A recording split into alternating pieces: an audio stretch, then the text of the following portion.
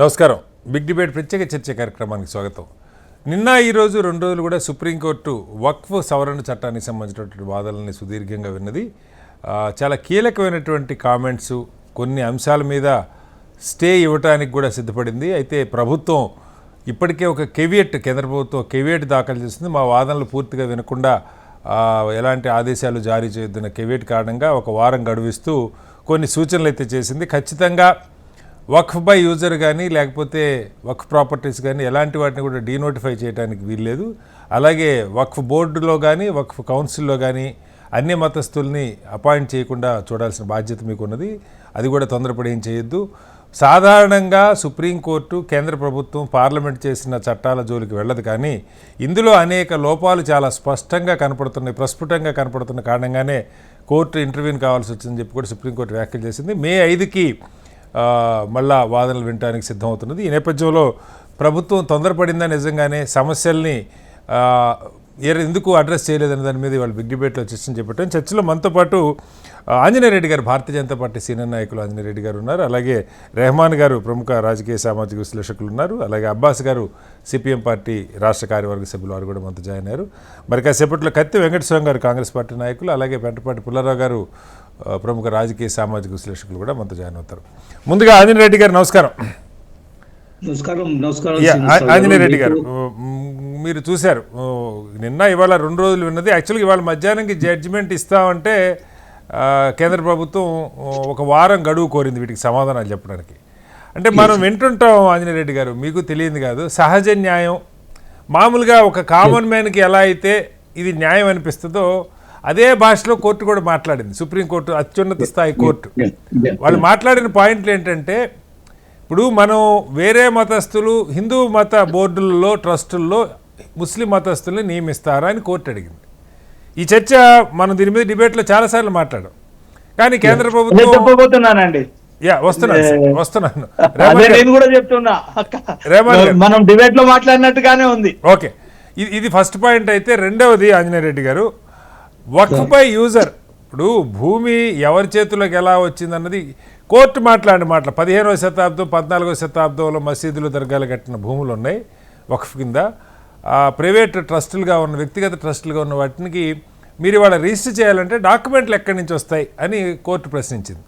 బహుశా దాదాపుగా నాకు అర్థమైన మేరకు ఆ రెండిట్లో కోర్టు ఒక నిర్ణయానికి వచ్చినట్టే కనపడుతూ ఉంది. ఏవైతే అలాగే కలెక్టర్లు వాళ్ళ పని వాళ్ళు చేయొచ్చు కానీ వివాదాస్పద సెక్షన్ల జోలికి వెళ్ళొద్దు అని చెప్పి ఆల్మోస్ట్ నట్లు బోర్డులు సుప్రీంకోర్టు బిగించినట్టుగా కనపడతా ఉంది. ఏం చెప్తారు ఆంజనేయ రెడ్డి గారు? శ్రీనివాస్ గారు, మీకు చర్చలో పాల్గొంటున్న పెద్దలందరూ కూడా నమస్కారాలు. భారతదేశ సర్వోన్నత న్యాయస్థానము కొన్ని విషయాలు పరిశీలిస్తుంది, కొన్ని వ్యాఖ్యలు చేస్తుంది. దానికి సమాధానం ప్రభుత్వం కూడా మాకు సమయం ఇవ్వండి, మేము మా సమాధానం చెప్తాం అన్నారు ప్రభుత్వ తుషార్ వారు. కాబట్టి నేను సుప్రీంకోర్టు చేసిన వ్యాఖ్యలపై నేను వ్యాఖ్యానించడము లేదా ఇంకేదో మాట్లాడడం సమంజసం అని నేను అనుకోవడం లేదు. ఎందువల్లంటే మనం వేచి చూద్దాం అంతిమంగా ఏం జరుగుతుందో, ప్రభుత్వము, కేంద్ర ప్రభుత్వం ఏం సమాధానం చెప్తుందో, తుషార్ మెహతా గారు ఎటువంటి సమాధానాలు చెప్తారు. అదే సమయంలో 7 రాష్ట్ర ప్రభుత్వాలు కూడా వక్ఫ్ బిల్లుకి, అమెండ్మెంట్ యాక్ట్ కి మద్దతుగా వాళ్ళు కూడా ఇంప్లీడ్ అయి ఉన్నారు. మమ్మల్ని కూడా, మా వాదనలు కూడా పరిగణలోకి తీసుకోండి, మనం వేచి చూడాల్సింది. కానీ నేను ఈ సందర్భం ఒకటి చెప్తున్నాను శ్రీనివాస్ గారు, ఏదే శాశ్వతం కాదు, ఒక మార్పు తప్ప. Nothing is permanent except change and transformation. కాబట్టి ఎక్కడైనా మార్పు వస్తూనే ఉంటుంది. ఎందుకు అనేక సందర్భాల్లో మార్పు తీసుకొచ్చారు. 1999 వచ్చే మార్పు మంచి మార్పు అవ్వాలి కదా అని కోరుకుందాం. You are right. Change for good, change for better, change for better life, దీనికోసమే. కాబట్టి దానికోసమే కేంద్ర ప్రభుత్వం ఈ రోజు వక్ఫ్ సవరణ చట్టం తీసుకొచ్చింది. అది రాజ్యసభలో, లోక్సభలో చట్టం అయింది. ఈ చట్టము పార్లమెంటు చేసిన చట్టము, అది ఎవరో వ్యక్తులు చేసిన చట్టం కాదు. దీని మీద 97,27,772 మంది దీని మీద వాళ్ళ అభిప్రాయాలు చెప్పారు. ఫిజికల్ గా చెప్పారు, డిజిటల్ గా చెప్పారు, అనేక సందర్భాల్లో సందర్భాల్లో చెప్పడం జరిగింది. దీని మీద 36 సార్లు 38 సార్లు అంతిమంగా కలుపుకుంటే 38 సార్లు కమిటీ ఏర్పాటు చేయడం జరిగింది. ఆ కమిటీలో అనేక సందర్భాల్లో కూర్చున్నారు, మాట్లాడారు, అందరు అభిప్రాయాలు తీసుకొచ్చారు. కాదు సార్, ఏపీలో కాదు అంజనరెడ్డి గారు, మీరు కమిటీ గురించి ఏపీలో మీ పార్ట్నర్గా ఉన్న తెలుగుదేశంతో సహా ఎన్డీఏలో భాగస్వామ్య పక్షాలు కూడా ఈ వేరే మతస్థుల్ని ఈ బోర్డుల్లో పెట్టడం దేనికండి, వద్దు అని వాళ్ళు స్పష్టంగా చెప్పినట్టు వాళ్ళు మాట్లాడారు. మీకు మద్దతు ఇచ్చారు, మద్దతు ఇవ్వలేదు అట్లా. అంటే వీటన్నిటిని దాటి మీరు నిర్ణయం చేశారు, దానివల్ల సుప్రీంకోర్టు వాళ్ళు ముట్టుకెళ్ళాల్సి. శ్రీనివాస్ గారు ఈ రోజు వేరే మతస్థులు ఆ బోర్డులో పెడతారు. ఆ బోర్డు అనేది స్టాచ్యుటరీ, అది ఎండోమెంట్స్ బోర్డా లేదా ఇంకేదో మత సంస్థమైన బోర్డు లాగా ఉంటుందని నేను అనుకోవాలా. లోక్సభలో రాజ్యసభలో విషయం స్పష్టం చేశారు. ఒక్కటి నేను ప్రశ్న అడుగుతున్నాను, చెప్పండి. వెస్ట్ బెంగాల్లో మమతా బెనర్జీ గారు ఒక ప్రముఖ టెంపుల్లో ఒక ముస్లిం నాయకుడిని అక్కడ బోర్డు చైర్మన్ గా చేశారు. ఇదే కాదు, ములాయం సింగ్ యాదవ్ గారు ముఖ్యమంత్రిగా ఉన్నప్పుడు అక్కడ పెద్ద ముస్లిం డాన్ ఆయన ఎంపీని ఆ పుష్కరాల కమిటీకి చైర్మన్ చేశారు. ఆ రోజు ఎవరు ప్రశ్నించలేదే, ఆ రోజు ఎవరు మాట్లాడలేదే. ఈ రోజు నేను మాట్లాడు ఆ మాట కోర్టు అడిగింది సార్, కోర్టుకి మీరు అదే చెప్పండి, మేము పెడతాం, ముస్లింస్ కూడా పెడతాం అని చెప్పండి. అదే చెప్తారు, ఖచ్చితంగా అదే చెప్తారు. నేను అందుకనే చెప్తున్నాను, ఏదైనా మార్పు సహజము, మార్పు మంచి కోసం ఏముంటుంది, ముందుకెళ్తుంది. మా విషయంలో మీరు జోక్యం చేసుకోవడానికి లేదు. మేము చట్టాలను ఒప్పుకోము, దేశంలో గందరగోళం చేస్తాము, షరియత్ చట్టాన్ని తీసుకొస్తాము, మేము ఒప్పుకోము, రాజ్యాంగం కంటే ఇవన్నీ ఎవరన్నా సార్, కోర్టు అన్నది సార్, కోర్టు అన్నది సార్. మీరు గుర్తుపెట్టుకోవాలి, ఇవాళ వ్యాఖ్యలు ఏదో ముస్లిం మత పెద్దలో లేకపోతే ముల్లాలో మాట్లాడింది కాదు, సుప్రీంకోర్టు మాట్లాడిన మాటలు సార్. నేను కోర్టు చేస్తుంది అంజిరెడ్డి గారు. నేను అదే చెప్పేసి నేను కాదండోలేదు సార్. మీరు సుప్రీంకోర్టు మాట్లాడిన మాటలు, అదే విధంగా మీరు టీడీపీ వాళ్ళు మాట్లాడిన మాటలు కూడా చెప్తున్నారు కదా. మీ నాయకత్వాలు కూడా ఒప్పుకోలేదు అంటున్నా నేను, అది ఒప్పుకోలేదని చెప్తున్నారు. అట్లా కొంతమంది ముల్లాలో పెద్దలు మాట్లాడిన మాటలు కూడా నేను చెప్తున్నాను. నేనేమంటున్నా అంటే న్యాయస్థానంలో, సర్వోన్నత న్యాయస్థానంలో ఉంది, నడుస్తుంది. ఏం జరుగుతుందో చూద్దాము. కేంద్ర ప్రభుత్వం తీసుకొచ్చిన ఈ సవరణ, నేను ఇందాకనే చెప్పాను, మార్పు సహజము. 1995లో సవరణలు తెచ్చారు, 2013లో సవరణలు తెచ్చారు. సంచార కమిటీ సవరణలు తెమ్మని చెప్పింది. కాబట్టి వేచి చూద్దాం ఏం జరుగుతుందో చూద్దాం. Right sir. ఒకసారి మనతో పుల్లారావు గారు కూడా జాయిన్ అయ్యారు. పుల్లారావు గారు నమస్కారం. పుల్లారావు గారు మ్యూట్లో ఉన్నట్టున్నారు, ఒకసారి అన్మ్యూట్ చేయండి. పుల్లారావు గారు విన్నాను. చెప్పండి సార్, మీ స్పందన ఏంటి సుప్రీంకోర్టు రియాక్షన్ మీద? అయితే ఇంత కొంతమంది ఆనందపడుతున్నారు తొందరగా, కొంతమంది విచారిస్తున్నారు, ఏమీ అవ్వలేదు. సుప్రీంకోర్టు ఈవేళ కొంతమంది అయిపోయింది, ఏదో అయిపోయింది అంటున్నారు. పాపం ఆంజనేయ గారు లాంటి వారు నాకు వినపడింది, ఆయన ఏదో డిఫెండ్ చేస్తున్నారు, కొంచెం బాగా సీరియస్ గా ఉన్నారు. అంత సీరియస్ సిచ్యువేషన్ కాదు. ఓకే, ఈవేళ జరిగింది ఏంటి? ఇదిగో ఫుల్ హియరింగ్ పెడదాం, అసలు మధ్యలో ఇంజంక్షన్ ఇవ్వద్దా వద్దా. సో నిన్న అయితే సాలిసిటర్ జనరల్ మరి చెప్తే వాయించాడు సుప్రీంకోర్టు. నిజంగా ఆర్గ్యుమెంట్స్ వింటే మరి చాలా గట్టిగా చెప్పాడు, హరిగా బరిగా చేస్తున్నారు, మీరు వినాలి అంటే. సరే, ఆఖరికి నిన్నే ఈ నిర్ణయం ఇచ్చేది, ఇవాళ ఇచ్చారు. 7 రోజుల తర్వాత ఫైల్ చేయమన్నారు. ఈ 7 రోజుల్లో ఏమన్నారు? కొత్త వాళ్ళు అపాయింట్ చేయొద్దన్నారు. లేకపోతే కేసు దేనికి చెప్పండి. రెండోది, భూములు ఎవరి పేరు మీద పాత ఉన్నాయి లిటిగేషన్ పీకేయద్దు అన్నారు. లేకపోతే వారం రోజుల్లో పీకేస్తే. సో అది చక్కటి ఆర్డరు, తప్పులు కాదు ఆర్డరు.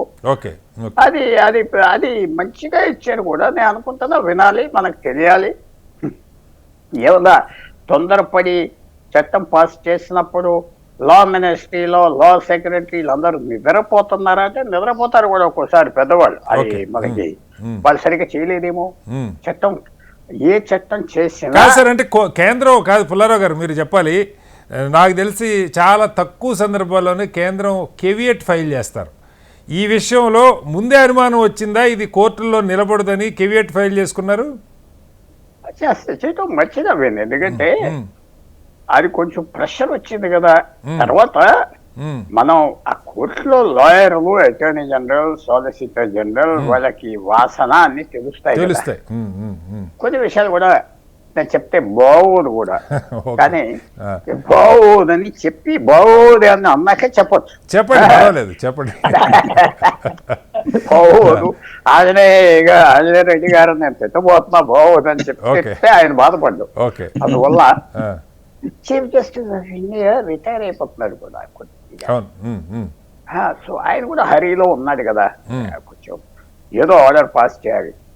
వచ్చే 10 రోజుల్లో రిటైర్ అయిపోతున్నాడు, 15 రోజులు డూమ్ అని చేయాలి అని మనం చూస్తున్నాం కదా. మన వాళ్ళు మనకు తెలుసు కదా, భారతీయులు ఎట్టు మీకు తెలియదా, నాకు తెలియదా. సో అది కూడా సెన్స్ చేసి ఉంటుంది. ఏదైనా నేను చెప్పేది ఏంటంటే తప్పేం లేదు. కోర్టుకి వెళ్తే గవర్నమెంట్ ఫీల్ అవ్వక్కర్లేదు, తప్పే లేదండి. మన చర్చ ఏంటంటే కాదు సార్, ఇప్పుడు దేశంలో కొన్ని చోట్ల కోర్టు కూడా మాట్లాడింది. పుల్లారావు గారు నేను ఇంకో విషయం మీకు ఒక్క 10 seconds ఇవ్వండి అంటే, మీకు ఇంకా గెస్ట్ ఉంటారు పాపం. అది ఒక్కోసారి లా తప్పుగా డ్రాఫ్ట్ చేస్తారు, అది మీరు ఆశ్చర్యపోతారు. పెద్ద పెద్ద వాళ్ళు చేస్తారు తప్పుగా, సెంటెన్సెస్ మర్చిపోతారు ఆఖరి ఫైనల్ గా. మీకు చిన్న విషయం చెప్తున్నా, CAA సిటిజన్స్ అమెండ్మెంట్ యాక్ట్ ఎంతో కాంట్రవర్షియల్ అయింది. సింపుల్ గా ఒక్క మాట యాడ్ చేయలేదు, అనవసరంగా 5 మాటలు యాడ్ చేశారు. ఈ చట్టం క్రిస్టియన్స్ కి, బుద్ధిస్ట్ కి, వీళ్ళకి అలాగే వర్తిస్తుంది అన్నారు. ముస్లింస్ మర్చిపోయారు, అది అనవసరం. సింపుల్ గా ఎవరైతే ప్రాసిక్యూట్ అవ్వారో వాళ్ళకి వర్తిస్తుందంటే అయిపోయింది కదా. అది సో ఇది మనకి రేపు ఎల్లుండా అవతల ఎల్లుండా ఈ వారంలో తెలిసేది ఏంటంటే చట్టంలో సరిగా డ్రాఫ్ట్ చేశారా లేదా. కానీ మీరు కాదు సార్, ఆంజనేయ రెడ్డి గారి కన్నా దాన్ని చక్కగా ఏదో పొరపాటు జరిగింది డ్రాఫ్టింగ్ లో అని చెప్తున్నారు. ఇంత పెద్ద చర్చ జరిగితే మళ్ళీ వస్తారు పుల్లారావు గారు మీ దగ్గరికి. ఒకసారి రెహమాన్ గారు సరే కారణం ఏదైనా కానివ్వండి, కానీ దీని మీద అంటే కోర్టు కీలకంగా ఏదైతే మీరు కూడా ఉన్నారు ఆ రోజు నాకు గుర్తు చర్చలో, ఈ 3 పాయింట్లే మనం మాట్లాడుకున్నాం. ఇతర మతాలను ఎలా నియమిస్తాం, అలాగే వక్ఫ్ బై యూజర్ని ఇవాళ రిజిస్టర్ చేసుకోవాలంటే 100 ఏళ్ల క్రితం 500 ఏళ్ల క్రితం డాక్యుమెంట్స్ ఎక్కడి నుంచి వస్తాయి, కలెక్టర్లు అది చేయకపోతే డీనోటిఫై చేస్తామంటే పెద్ద కాంట్రవర్సీ అయిపోద్ది కదా అని చర్చించి అవే మాటలు సుప్రీంకోర్టు మాట్లాడు. చెప్పండి శ్రీనివాస్ గారు, మీకు అట్లాగే పెద్దలు ఆంజనేయ రెడ్డి గారు, పుల్లారావు గారికి శుభాభివందనాలు. పొద్దున మా ఇంట్లో కూడా చర్చ అండి.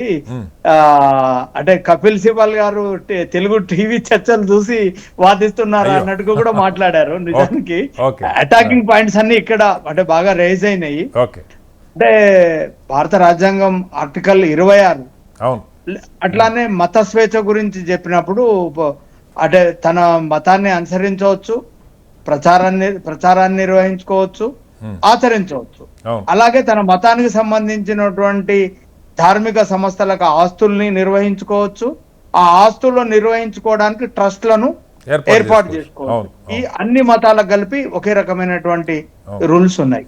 కానీ ఒక మతానికి సంబంధించినటువంటి అంశాలలో ఒక ప్రతీకారాత్మకంగా ఒక ప్రతీకారం లాగా వ్యవహరిస్తున్నట్టుగా ఒక మతంలోని అంశాల లోపలికి చొచ్చుకుపోయి వాటి అంశాల లోపలికి వెళ్ళి వాటినేమో మేము సరి చేస్తాము, లేదు సున్నితమైనటువంటి అంశాలను కూడా ఈ మధ్య కాలంలో కేంద్ర ప్రభుత్వం టచ్ చేస్తూ వస్తున్నటువంటి పరిస్థితులు చూస్తున్నాం. మొన్నటి వరకు మనం ఒక ట్రిపుల్ తలాక్ చూసాం. ఆమె షబానా బాను గారు 2017లో వచ్చినటువంటి ఒకే ఒక కేసు అండి శ్రీనివాస్ గారు, మొత్తం సుప్రీంకోర్టు డాటా తీసుకురామని చెప్తే ఈ ట్రిపుల్ తలాక్ కు సంబంధించి ఒకే ఒక కేసు వస్తే దానికి సంబంధించి కేంద్ర ప్రభుత్వం చట్టం చేసింది. అయితే విడాకులు తీసుకునేటువంటి ఒక పద్ధతిని ఒక మతస్థులు వెళ్తే అది క్రిమినల్ కాదు సార్. ఒకటి మనం మళ్ళీ డిబేట్ కావద్దు, నాకు దీనికే వద్దాం ఒకసారి. రెహమాన్ గారు పాయింట్ ఇందులో కూడా ఇక్కడ నాకు ఇంకొక క్వశ్చన్. ఇప్పుడు చాలా మంది అంటే కొంచెం ఉపద్ఘాతం అండి, అంటే ఎక్కడి నుంచి CA ఇంతకు ముందు పుల్లారావు గారు చెప్పినట్టు అట్లా అక్కడేమో 3 సంవత్సరాల శిక్ష, మిగతా మతస్థులకు కోర్టు ఆదేశాలను ఉల్లంఘిస్తే 1 సంవత్సరం శిక్ష. అంటే ఇది ఆర్టికల్ 14 వయలేషన్. ఒకే నేరం, ఒకే అంశం. అంటే ఒక మతస్థులకు ఒకలాగా, ఇంకో మతస్థులకు ఇంకోలాగా. ఇది భారత రాజ్యాంగం ఆర్టికల్ 14 కి వ్యతిరేకం.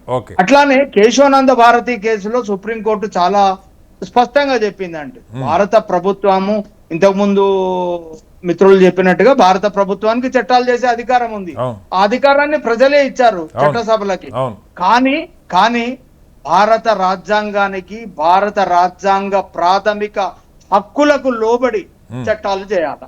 అంటే భారత రాజ్యాంగ స్ఫూర్తిని దెబ్బతీసేలాగా, స్ఫూర్తికి విరుద్ధంగా చట్టాలు చేసేటువంటి హక్కు భారత పార్లమెంట్ కు లేదు.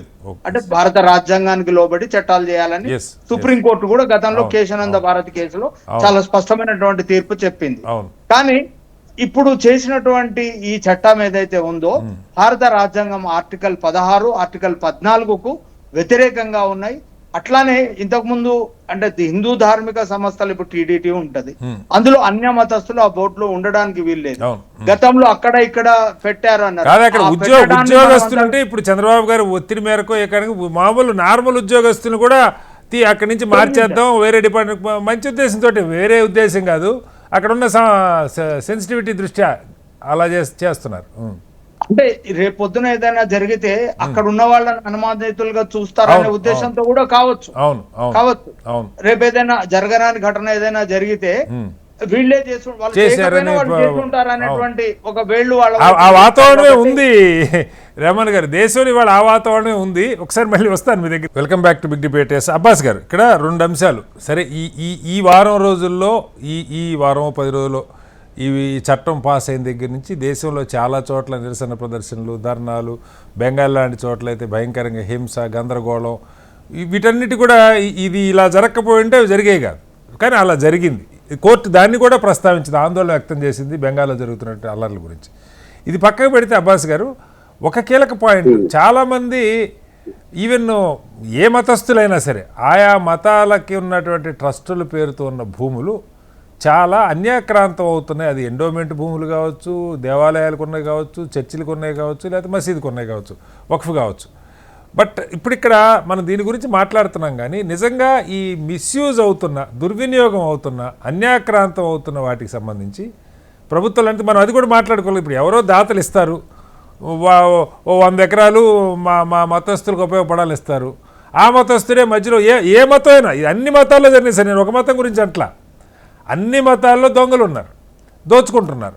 దీన్ని అరికట్టడానికి సరే ఇవాళ ఈ బిల్లులో మనకి ప్రస్తుతానికి ఇక్కడ ఇష్యూ వేరుగా ఉన్నా కూడా వాటికి పరిష్కారం ఎట్లా అబ్బాస్ గారు?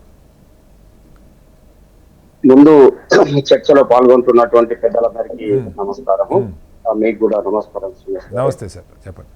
ఒకటి, ముందు ఈ బెంగాల్లో జరిగినటువంటి హింసను తీవ్రంగా ఖండిస్తా ఉన్నాం. ఎందుకంటే శాంతియుతంగా నిరసన తెలియజేయాలి, ప్రొటెస్ట్ చేసేటువంటి రైట్ ఉంది, అది సరైనటువంటి పద్ధతి.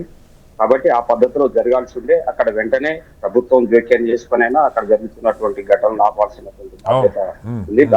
దాన్ని ఖండిస్తా ఉంది. రెండవది, ఇప్పుడు మీరు అన్నట్టుగా వక్ఫ్ ల్యాండ్లే కాదు, దేవాదాయ భూములు కూడా పెద్ద ఎత్తున కబ్జాకు గురవుతున్నటువంటి మాట వాస్తవం. అలాగే దుర్వినియోగం అవుతున్నటువంటి మాట కూడా వాస్తవం. వాటిని సరిచేయాల్సినటువంటి బాధ్యత పాలకుల మీద ఉంది. దానిపైన అనేక దేవాదాయ భూములకు సంబంధించి కానీ, వక్ఫ్ ల్యాండ్స్ ఇష్యూస్ పైన కానీ చాలా పెద్ద ఎత్తున సిపిఎం పార్టీగా గతంలో మేము పోరాటం చేశాము. అనేక చోట్ల పేదలకి డిస్ట్రిబ్యూట్ చేయాలని చెప్పి కూడా చేసినటువంటి సంఘటనలు కూడా ఉన్నాయి. ఆ రకమైనటువంటి కూడా దేవాదాయ భూములు, వక్ఫ్ భూములకు సంబంధించి మా పైన కేసులు ఉన్నటువంటి సంఘటనలు కూడా ఉన్నాయి. ఇవి ఒక తర సంబంధించినటువంటి అంశాలు. ఇక రెండోది, ఇప్పుడు జరుగుతున్నటువంటి వక్ఫ్ చట్ట సవరణకు సంబంధించినటువంటి అంశంలో ఒకటేమో ఇది యాక్చువల్ గా ఈ వక్ఫ్ భూములను రక్షించుదామనో లేకుంటే వీటిని సరిగా యూటిలైజ్ చేద్దాం అనేటువంటి ఉద్దేశంతో చేసినట్టుగా కనపడట్లేదు. సచార్ కమిటీ గురించి మన అంజనేయ రెడ్డి గారు చెప్పారు. వాస్తవం సచార్ కమిటీలో చెప్పారు. సచార్ కమిటీలో చెప్పి అందులో చెప్పింది ఈ విషయం కాదు, ఇట్లా మీరు ఇది పెట్టండి అవి పెట్టండి అనేది కాదు. వాటిని సరిగా యూటిలైజ్ చేయడానికి, జవాబుదారీతనం తీసుకురావడానికి ప్రయత్నం చేయడంతో పాటు కబ్జాలను నిరోధించడానికి ఏ చట్టాల నుండి దాన్ని మినహాయింపు ఇవ్వాలి, ఇలాంటి చాలా ఒక 8 రకాల సిఫార్సులు చేసింది. కాబట్టి అయితే సచార్ కమిటీ సిఫార్సులని మీరు నిజంగా అమలు చేయాలని అనుకుంటే నేను బీజేపీ పెద్దలని ఒక మాట అడగదలుచుకున్నాను. ఆంజనేయ రెడ్డి గారికి సచార కమిటీ సిఫార్సులు అనేది ఇది లాస్ట్ సిఫార్సు, ఇది మొత్తం సచార కమిటీ. మొదటి సిఫార్సు ఏంటి? ఉపాధి అవకాశాలు పెంచడానికి, విద్యా అవకాశాలు పెంచడానికి మీరు బడ్జెట్ లో 10% నిధులు కేటాయించమని సిఫారసు చేసింది జస్టిస్ రాజేందర్ సచార్ కమిటీ. మరి ఇప్పుడు ఆంజనేయ రెడ్డి గారు దాని గురించి ఇప్పుడు మాట్లాడట్లేదు, బీజేపీ కూడా మాట్లాడట్లేదు, ఏదో లాస్ట్ లో ఏదో చెప్తున్న దాని గురించి మాట్లాడుతారు. ఇది సరైనది కాదు. రెండవది ఏంటంటే, ఇంకొక అంశం నేను చెప్పదలుచుకుంది ఏంటంటే, ఇది కేవలము సవరణ అనేటువంటిది ముస్లింలని ఉపయోగించుకొని రాజకీయం చేయాలనేటువంటి ఉద్దేశంతో మాత్రం ఇది బీజేపీ తీసుకొచ్చినట్టుగా మనకు కనిపిస్తుంది. అంటే రాజకీయ ఉద్దేశాలు ఇది ప్రధానంగా. అందుకోసమే ముందు మీరు చూస్తే చాలా పెద్ద ఎత్తున ప్రచారం, ఇప్పుడు కూడా ఆంజనేయ రెడ్డి గారు అంటున్నారు, ప్రచారం చేస్తున్నారు, మా మతంలో జోక్యం చేసుకుంటే మేము ఊరుకోము అని. ముస్లింలు అంటే మేము ఊరుకోవాలా అని అంటా ఉన్నారు. ముస్లింలు అంటే కాదు, విశ్వ హిందూ పరిషత్ అదే మాట అంటది, ఇంకా రకరకాల వాళ్ళు కూడా అంటున్నారు, మా మతంలో జోక్యం చేసుకుంటే మేము ఊరుకోం, మాకు ఈ రాజ్యాంగాన్ని మేము పాటించమని అంటున్నటువంటి వాళ్ళు చాలా మంది ఉన్నారు, హిందూ సంస్థల నుంచి కూడా ఉన్నారు. కాబట్టి ఇది కాదు కదా, ఇది సంబంధం కాదు. ఒకవేళ నిజంగా హేతుబద్ధంగా ముస్లింలకి ఈ చేసేటువంటి సవరణలు ఉపయోగపడేటువంటి పద్ధతిలో ఉంటే వాటి ముస్లిం సమాజం కూడా యాక్సెప్ట్ చేయాల్సిందే, చేయడానికి ఉంది. కానీ ఇక్కడ ఒక 5 సవరణలు మాత్రం చాలా డేంజరస్ గా ఉన్నాయి కదా. 5 సవరణలు, మొత్తం 44 సవరణలు ఉన్నాయి. ఈ 44 సవరణల్లో 5 సవరణలు మాత్రం చాలా పెద్ద ఎత్తున వ్యతిరేకిస్తున్నారు. 3 సవరణలు మాత్రము సుప్రీంకోర్టు కూడా వాటిని ప్రశ్నించింది మొత్తము దీంట్లో. కాబట్టి ఇది ఏదైతే వక్ఫ్ బై యూజర్ సంబంధించినటువంటి అంశం గాని, లేదా వక్ఫ్ బోర్డులో సంబంధించినటువంటి ముస్లిమేతరులు ఉండాలనేటువంటి అంశం గాని, అలాగే వక్ఫ్ ఎవరు చేయాలనే దాంట్లో కూడా ఎంత దుర్మార్గమైన క్లాజ్ ఇది. నువ్వు 5 సంవత్సరాలు ప్రాక్టీసింగ్ ముస్లిం ఉంటేనే నువ్వు వక్ఫ్ చేయొచ్చు అంటే, ఇప్పుడు మనం చాలా మందికి దానాలు ఇస్తుంటారు, దానం చేయడానికి కూడా కండిషన్ పెడితే అసలు నా ఆస్తి నేను ఎవరికైనా ఇచ్చుకుంటా, దాని మీద కూడా బీజేపీ కండిషన్ పెడితే ఇక ఎట్లా దాంట్లో దేశంలో ఏం సమానత్వం ఉండదు. అది చాలా ముఖ్యమైనటువంటి అంశాలు ముందుకు వచ్చాయి. మళ్ళీ వస్తాను అబ్బాస్ గారు. ఆంజనేయ రెడ్డి గారు, ఇక్కడ నిజంగా దేశంలో చాలా మందికి ఇప్పుడు విడిగా మైకులు తీసేసి అడిగితే మీరైనా నేనైనా ఎవరైనా, ఈవెన్ టీటీడీ కూడా అసలు సపరేట్గా ఉండాలి, ప్రభుత్వం జోక్యం ఉండకూడదని ఆర్గ్యుమెంట్ చేసేవాళ్ళు ఉన్నారు. నువ్వు ఎండోమెంట్ అసలు ఎందుకు ఉండాలి హిందూ వాటికి అని చెప్పి. నేను అంటుంది, ఎవరిచ్చిన రాజుల కాలం నుంచి ఎప్పుడు ఎవరిచ్చిన భూములు ఆ పర్పస్కి ఉపయోగపడకుండా మిస్యూజ్ అవుతుంటే, ఇదే పార్లమెంటు మతాల పేరుతో ఉన్నటువంటి ట్రస్టులు సక్రమంగా నడవట్లేదు, లేకపోతే వాటిని మిస్యూజ్ అవుతూ ఉన్నాయి, అన్యాక్రాంతం అవుతున్నాయి, దీని మీద సమగ్రంగా మతాలకు అతీతంగా ఏం చేద్దామంటే గొప్ప చర్చ జరిగి ఉండేది. కానీ అలా జరగలా. కేవలం వక్ఫ్కి సంబంధించి ప్రచారం ఎలా జరిగిందో మీకు తెలుసు ఆంజనేయ రెడ్డి గారు. దేశంలో 3వ అతిపెద్ద భూములు ఉన్నటువంటిది ఎవరేమన్నా గుంజుకున్నదా? ఈ చర్చ పెట్టి ఒక భయంకరమైన దుష్ప్రచారం జరిగి దాని మీద వాళ్ళు సుప్రీంకోర్టు కీలకమైన ఏమంటారు కామన్ మ్యాన్కి అర్థమయ్యే 3-4 అంశాలు సుప్రీంకోర్టు లేవనెత్తింది. ఎంత ముచ్చటగా లేవనెత్తిందో మీకు అర్థమవుతాం చూస్తే. అంటే ఎలా ఈ దేశంలో ఒక ఎంఐఎం ఏ తరహాగా ఆలోచిస్తే బీజేపీ కూడా అలా ఆలోచిస్తే ఎట్లా మత సామరస్యం సాధ్యం అవుతుంది సార్? గారు చెప్పండి. మీరు ముందుగా ఆల్రెడీ ఒక ప్రీ కన్సీవ్డ్ మైండ్ సెట్ తోటి మీరు మాట్లాడుతున్నారు అనేది నాకు పూర్తిగా అర్థమైంది. చెప్పండి. ఒక నిమిషం. రెండోది నాకు అర్థం కాదు ఏంటంటే, రెహమాన్ గారు మాట్లాడుతూ అదేమిటి ట్రిపుల్ తలాక్ గురించి మాట్లాడుతూ చట్టం అందరికీ సమానంగా ఉండాలి కదా, ఒక మతానికి ఒక చట్టం ఇంకొక మతానికి 3 సంవత్సరాలు 1 సంవత్సరం, చాలా సంతోషం రెహమాన్ గారు. అందుకనే కదా యూసీసీ తీసుకురావాలనేది. ఎందుకు మీరు వ్యతిరేకిస్తున్న? అన్ని మతానికి ఒకే చట్టం ఉండాలా, కామన్ సివిల్ కోడ్ ఉండాలని కోరుకునేది అందుకే కదా. చాలా ద్వంద్వ ప్రమాణాలతో మాట్లాడతారు, నాకైతే అర్థం కావడం లేదు. మీకు వచ్చేటప్పటికి అన్ని సమానంగా ఉండాలంటారు, యూసీసీ మాత్రం వ్యతిరేకిస్తారు. ఒకటి. రెండోది ఒక నిమిషం, శ్రీనివాస్ గారు, తమిళనాడులో 1400 సంవత్సరాల కింద టెంపుల్ ఉంటే ఆ గ్రామం అంతా వక్ఫ్ ఎట్టవుతుందండి? పార్లమెంట్ వక్ఫ్ అవుతుందా? వక్ఫ్ బై యూజర్ ఏమిటి అంటే, నేను వచ్చి ఒక రోజు అక్కడ ఏదన్నా కార్యక్రమం జరిగి ఇప్పుడు నేను ప్రార్థన చేసేస్తే యూజ్ చేసుకున్నారు కాబట్టి అది మాది అని అంటే అంత కాదు సార్, మీరు చెప్పినంత సున్నితంగా ఉంటే సుప్రీంకోర్టుకి అర్థం కాలేదా? అది సుప్రీంకోర్టుకి అర్థం కాలేదా? చెప్తారు సార్. చెప్పండి శ్రీనివాస్ గారు, ప్లీజ్ అలో మీ, వాళ్ళు మాట్లాడుతున్నారు సార్, మీరు వాళ్ళని కానివ్వండి అన్నారు.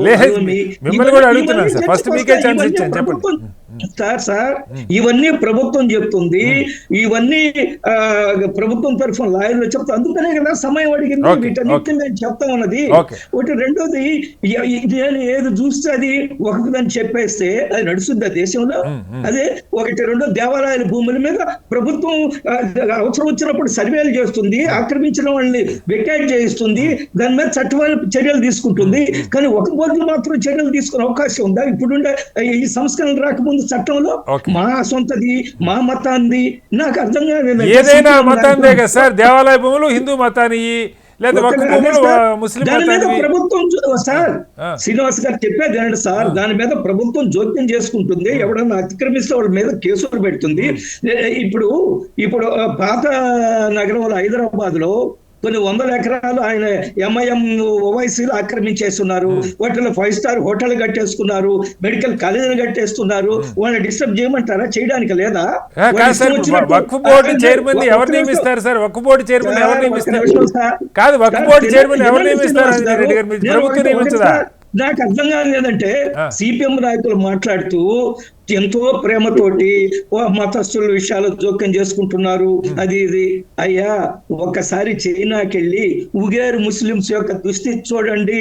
అక్కడ గడ్డాలు పెంచుకోవడానికి లేదు, ఖురాన్లు చదవడానికి లేదు, మినార్లు కట్టడానికి లేదు, మసీదులు కొలదోస్తున్నారు. మీరు ఏ సిద్ధాంతంతో నమ్ముతారో ఆ సిద్ధాంతం ఉండే దేశంలో వాళ్ళ సంగతి చూడండి. ఈ దేశం ముస్లింలు సుఖ సంతోషాలతో ఉన్నారు, ప్రపంచంలో ఎక్కడ లేనంత స్వేచ్ఛను అనుభవిస్తున్నారు, అన్ని రంగాల్లో ముందుకు వస్తున్నారు.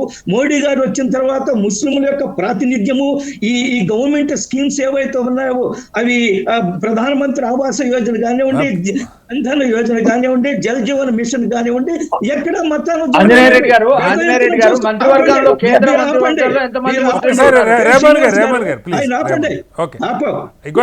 శ్రీనివాస్ గారు, నేనేమంటున్నా అంటే ఇప్పుడు చూడండి, మనందరం కూడా భారతీయులే కదా. ఆయన రెహమాన్ ఉన్నారు, అబ్బాస్ ఉన్నారు, వాళ్ళు ఏమన్నా అక్కడి నుంచి ఇతర దేశాల నుంచి వచ్చిన వాళ్ళ, ఈ దేశస్తులేగా, మనందరం ఒకటేగా. ఏమన్నా తేడా ఉందా మన ముఖాల్లో? కాదు సార్, ఆ మాట ఆంజనేయ రెడ్డి గారు స్టూడియోలో అన్నారు, కానీ వీఆర్ 80-20 భాష మాట్లాడుతున్న వాళ్ళు ఉన్నారు కదా. నేను చెప్తున్నాను. అరే కాదు సార్, ఆంజనేయ రెడ్డి గారి వాయిస్ బీజేపీ వాయిస్ కాదు సార్. రెహమాన్ తాత రవిచంద్ర కావచ్చు, లేదా ఇంకొక ఆయన కావచ్చు, ఇప్పుడు ఆయన రెహమాన్ కావచ్చు. అబ్బాస్ తాతలు కూడా ఒకప్పుడు అభిమన్యుడు కావచ్చు, లేదా అరవిందుడు కావచ్చు, లేదా ఇంకేదో కావచ్చు. ఇప్పుడు ఈయన అబ్బాస్ అయ్యవచ్చు. అరబ్ దేశాల నుంచి వచ్చిన వాడు కాదు. ఆ చర్చ నాది కాదు సార్, నాకు మూలాల్లోకి నేను వెళ్ళట్లేదు. కానీ ఆంజనేయ రెడ్డి గారు ఆంజనేయ రెడ్డి గారు మన పాయింట్కి వద్దాం. ఇక్కడ కీలకంగా కోర్టు ఇప్పుడు ఇవి మీరు తమిళనాడులో ఒక సంఘటన జరిగి ఉండొచ్చు, లేదా ఎక్కడో ఆలయ భూములు ఇంకొకళ్ళు కబ్జా చేసి ఉండొచ్చు, ఎక్కడో కాదండి. అరే మీరు చెప్పింది నేను యాక్సెప్ట్ చేస్తున్నాను ఆంజనేయ రెడ్డి గారు. తమిళనాడులో మీరు చెప్పిన ఎగ్జాంపుల్ నేను యాక్సెప్ట్ చేస్తున్నా. రాష్ట్రపతి భవనవాద్ అంటారా? అంటే ఈ వాదన నిలబడుతుందా సార్? వీటన్నిటి కోసమే వక్తవరణ చట్టం వచ్చింది. మీరు ఈరోజు సుప్రీం కోర్టులో ఉంది, ప్రభుత్వ వాదన నిలిపిస్తారు. రాష్ట్రాల వాళ్ళు కూడా ఇంప్లాయిడ్ అన్నారు, వాళ్ళ వాదన నిలిపిస్తారు. నేను ఒకటే చెప్తున్నాను, ఏదైనా సంస్కరణ అనేక సందర్భాల్లో ఒక నిమిషం అండి, బాల్య వివాహాలని రద్దు చేస్తూ చట్టాలు వచ్చాయి. ఈ దేశంలో హిందువులు ఏమైనా గొడవలు చేశారా? అనేక సంస్కరణలు హిందూ ధర్మంలో వచ్చాయి, హిందువులు చట్టాలు తెచ్చారు. హిందువులంతా మా మీద, మా మత విశ్వాసాల మీద దాడి చేస్తున్నారు ఎవరన్నా అన్నారా? జరిగిందా? బాల్య వివాహాలు ఆ రోజుల్లో అన్ని మతాల్లో జరిగినాయి సార్. మార్పు రావా? కాదు, ఇక్కడ మార్పు రావటం ఎవరు తప్పట్టట్లేదు ఆంజనేయ రెడ్డి గారు. ఈ మార్పు దుర్మార్గంగా ఇప్పుడు టీటీడీకి మీ వాదనే, టీటీడీలోనేమో అన్య మతస్థులు ఉద్యోగులు కూడా ఉండకూడదు, కానీ ఇక్కడ వక్ఫ్ బోర్డులో మాత్రం అన్య మతస్థులు సీఈఓలు కూడా కావచ్చు. వినడానికి ఎలా ఉంది ఆంజనేయ రెడ్డి గారు? వక్ఫ్ బోర్డు అన్ని మతస్థుల ఆస్తులు ఒక ప్రభుత్వ ఆస్తులనే 5,973 ప్రభుత్వ ఆస్తులు మాయని చెప్తున్నారు ఈ దేశంలో. ఎవడు తాతయ్య అయ్యి, ఎవడబ్బాయి అయ్యి, మళ్ళీ వస్తాను చెప్పడానికి ఎవరు ఏమిటి హక్కు? మళ్ళీ వస్తాను సార్ మీ దగ్గరికి. పుల్లారావు గారు, ఇక్కడ చెప్పండి. నిజంగా దీనిలో కోర్టు ఇంకొక వ్యాఖ్య కూడా చేసింది. చాలా సందర్భాల్లో వక్ఫ్ బై యూజర్వి కోర్టులు ఓకే చేసిన దాని మీద కూడా ఒక సూచన చేసింది. మేము వక్ఫ్ భూమి అని చెప్పిన వేటిని మీరు డీనోటిఫై చేయడానికి వీల్లేదు కోర్టులుగా మేము చెప్పినవని. ఒకవేళ ఏదైనా ఇష్యూ ఉండి దుర్మార్గంగా కబ్జా చేసింది ఉంటే దాని మీద ఏ మతంలో ఏ మతానికి సంబంధించిన సంస్థలు, ట్రస్టులు లేకపోతే బోర్డులు చేసినా కూడా దాని మీద చర్యలు తీసుకోవాల్సిందే. అలా కాకుండా ఒక మతాన్నే టార్గెట్ చేసినట్టుగా ఆ బోర్డుల్లో వీళ్ళు ఉండాలి, లేకపోతే ఈలోపు అది 1000 ఏళ్ల క్రితంది కావచ్చు, 1000 ఏళ్ల క్రితంది మీరు డాక్యుమెంట్ తెచ్చుకోకపోతే డీనోటిఫై చేస్తామనే పద్ధతిలో ఆలోచనలు ఉంటే ఎక్కడ సెక్యులర్. మీరు చూశారు సార్ నిన్న ఈ భాష గురించి కూడా, ఉర్దూ లాంగ్వేజ్ గురించి కూడా సుప్రీంకోర్టు చాలా కీలక వ్యాఖ్యలు చేసింది. ఇది ఒక మతానికి సంబంధించింది కాదు, గంగా జమిని తెహజీబ్కి ఉదాహరణ చెప్పిన మాట. అంటే ఇంత ఒక కలిసి ఉన్నటువంటి సమాజంలో ఏదో ఒక ఘర్షణ, ఇప్పుడు దేశం అంతా అల్లర్లు అక్కడక్కడ. రేపు ఇప్పుడు ఐ థింక్ 19వ తారీఖు హైదరాబాద్లో ఉంది, ఏం జరుగుతాయో మనకు తెలియదు. ఎవరో ఒకళ్ళు రెచ్చగొడతారు, లేకపోతే కొన్ని అల్లరి మొక్కలు అందులో చేరితే, విద్రోహ శక్తులు చేరితే, గందరగోళాలు బెంగాల్లో జరిగితే ఇక్కడే కూడా జరగచ్చు. ఈ మొత్తానికి ఈ వివాదాస్పద చట్టం కారణం కాదంటే ఏం చెప్తారు? ఒకటి ముఖ్యంగా మనం ఒక మంచి పాయింట్ వచ్చింది. నా పర్సనల్ ఏమంటానంటే, ఇది చాలా మంది ఒక ఆనెస్ట్ ముస్లిం ఒక టెంపుల్ బోర్డు, టెంపుల్ అసోసియేట్ అవుతే మంచిదని నేను అనుకుంటున్నా, దొంగ హిందువుల కంటే, కరప్ట్ ఫెలోస్ కంటే. నేను ఓపెన్ గా ఇక్కడే చెప్పలే, తప్పేంటి? అతను మన సమాజంలో మెంబరు, సింపతి ఉండొచ్చు, వాళ్ళు జాగ్రత్తగా చేస్తారు, ఎంతో మంది డొనేషన్స్ ఇస్తున్నారు. అది నేను యాజ్ అ హిందూ నేను వెల్కమ్ చేస్తాను. ఎవరన్నా వచ్చి పనిచేస్తాను, ఎవరన్నా వచ్చి నేను సాయం చేస్తానంటే వెల్కమ్ చేయాలి. ఇది ఎక్స్క్లూజివ్ గా ఎవరు రాసి పెట్టలేదు.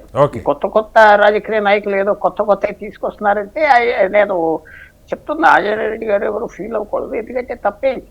ఇప్పుడు ఈ బోర్డుల మీద ఉన్న వాళ్ళు ఎలాంటి చెప్పండి. బోర్డులో కూడా ముస్లిమేతరులు వస్తే తప్పేమిటి అది కూడా చెప్పండి.